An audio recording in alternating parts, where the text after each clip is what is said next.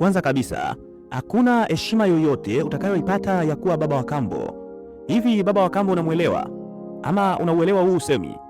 Au nitumie tu stepfather? Hii imekaa sawa. Sasa sikia. Kuingia kwenye jukumu la kuwa stepfather ni kama kujitolea kuwa mtumishi katika maisha ambayo hayakujengwa kwa ajili yako. Kwa nini hujihukumu kama wewe ni mwanaume wa kweli? Bro, maisha yako tayari ni magumu vya kutosha. Kwa nini uyafanye kuwa magumu zaidi kwa kubeba mizigo ya mwanaume mwingine? Mwanaume wa kweli hujenga familia yake mwenyewe kuanzia chini kabisa, si kuwa mrithi wa matatizo ya mtu mwingine. Kuwa stepfather ni mojawapo ya kazi zisizo na shukrani zaidi duniani. Kama unataka, jiajiri, maana ni free. Kwa nini ukubali kuwa stepfather na wakati unaweza kuwa father bila hilo jina la step kuwepo? Kwa nini ukubali mabaki na wakati umeumbwa kuongoza?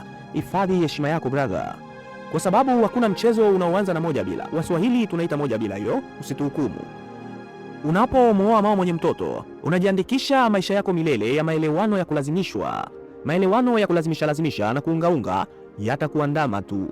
Unajiandikisha pia katika maumivu ya moyo na kucheza nafasi ya pili katika hadithi ambayo si yako. Jiulize, kwa nini baba wa mtoto wake hakubaki pale? Kwa nini hakubaki naye? Unadhani wewe ni mwenye busara zaidi, mwerevu zaidi, au mwenye uwezo zaidi kuliko mwanaume aliyeondoka? Hivi ni kusema, ni kweli uko tayari kukabiliana na mizigo na majeraha aliyoyaacha? Ukweli ni kwamba baba wa kambo ni mwanaume ambaye usingezingatiwa hata kidogo kama huyo mwanamke asingekuwa na watoto. Mababa wa kambo ndio wanaosafisha uchafu ulioachwa na mwanaume mwingine, huku wakitarajiwa kutoa upendo usio na masharti kwa watoto ambao huenda wasiwahi kukuona kikamilifu kama wanavyojiona wao. Jua ya kwamba utalazimishwa kuwapenda wale watoto kama watoto wako, lakini wao hawatalazimishwa kukupenda wewe kama baba yao. Jua ya kwamba mama mwenye mtoto huweka kipaumbele vitu vitatu kwa mpangilio huu. Nakupa siri: 1, mtoto wake; 2, yeye mwenyewe; 3, baba wa mtoto wake. Na wewe ndugu yangu utakuwa daima wa 4. Ulikuja wa mwisho na utabaki kuwa wa mwisho. Daima utakuwa kwenye ushindani ambao huwezi kushinda, kwa sababu uaminifu wake umefungamana na familia yake aliyoiunda kabla hujafika. Ni aibu sana kwa mwanaume yeyote kujiunga na familia ya mwanaume mwingine badala ya kuanzisha yake mwenyewe. Ni aibu sana kujua kwamba haukuwa chaguo lake la kwanza kamwe. Ni aibu. Ukweli mgumu ni kwamba wewe ni mpango wa kustaafu wake baada ya kukataliwa na mwanaume aliyemtaka kweli. Kwa nini ukubali kuwa chaguo lake la mwisho? Kwa nini ukubali gari lililotumika lenye injini iliyoharibika wakati kuna mifano mipya kabisa inayopatikana leo? Ndiyo, sikatai. Mama mwenye mtoto anastahili upendo wa kweli na kujaliwa pia. Lakini kwa nini awe wewe? Tofauti unayoiona sasa haitadumu kwa muda mrefu brother. Hivi karibu tu utaelewa kwa nini baba wa mtoto wake aliondoka. Wewe si ni shujaa aliyetumwa kumwokoa? Endelea. Hacha kuigiza kama mwokozi kwenye maisha ambayo sio ya kwako. Kuwa na hekima na jilinde dhidi ya maumivu ya moyo yasiyo ya lazima brother. Bado tunakutegemea. Usimwokoe huyo ndugu yangu. Tumia hekima tu, utanielewa. Zingatia ninachokuambia na anza kujenga urithi wako. Achana na matapishi ya wanaume wenzako, kwani wewe ni mbwa. Sasa ubaba wa kambo ni safari iliyojaa sadaka na malipo kidogo kidogo, au bila malipo kabisa, lakini ni safari iliyojaa sadaka. Utatoa muda wako, rasilimali zako, nguvu zako za kihisia, na mwishoni mwa yote hayo huenda hata usipate shukrani. Jua ya kwamba utaishi chini ya kulinganishwa kila mara na baba mwenye mtoto wake, na haijalishi unatoa kiasi gani, haitatosha kamwe. Wanawake wenye watoto hawaridhiki. Jaribu tu, utanielewa. Daima utakumbushwa kwamba wewe ni mtu anayeziba pengo tu, maana alikuwa na pengo tayari, wewe unakuja kuziba. Hata sau aje kama alikuwa na pengo. Yaani wewe ni mbadala wa mwanaume aliyeshindwa kubaki naye. Mtoto wake daima atakuona kama mgeni kila siku, na ukijifanya mwenyeji atakushangaa.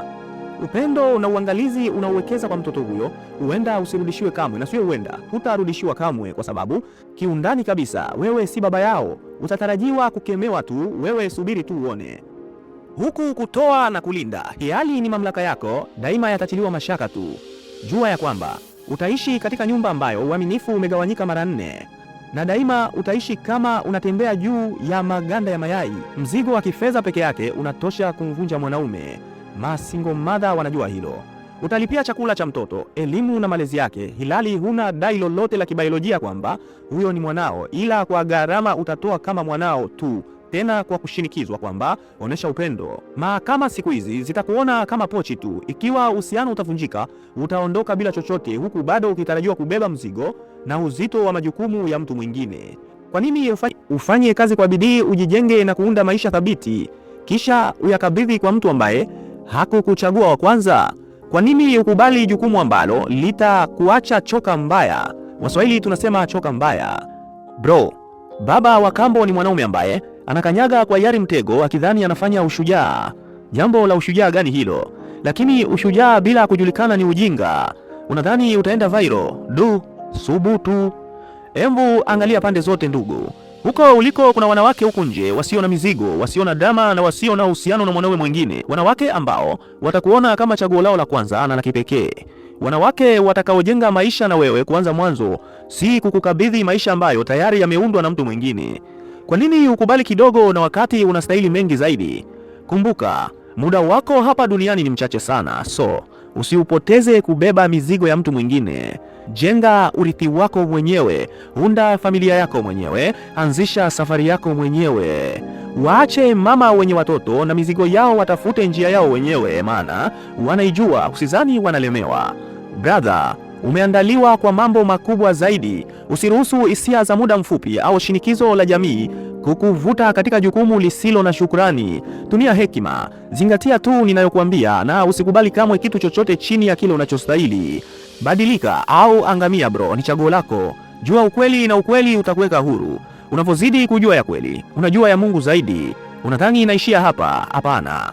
Ila hutanisikia tena nikiendelea na mengine mengi mazuri kama bado hujasubscribe EJC Speaker YouTube channel yetu. Lakini ukifanya hivyo, hongera zaidi. Hapa tumeongea mengi, ila sikia.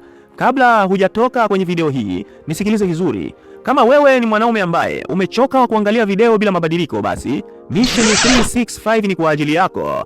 Hii si grupu ya kupiga mastori, ni mfumo wa kujenga akili, fedha, mwili na direction ya maisha. Natafuta wanaume serious tu. Kama uko tayari, nitumie neno 365 WhatsApp kwenye linki niliyoweka kwenye description. Ukichelewa nafasi zinaisha. Sio mwingine, ni wako mwalimu Kelvin Ndume. Amin.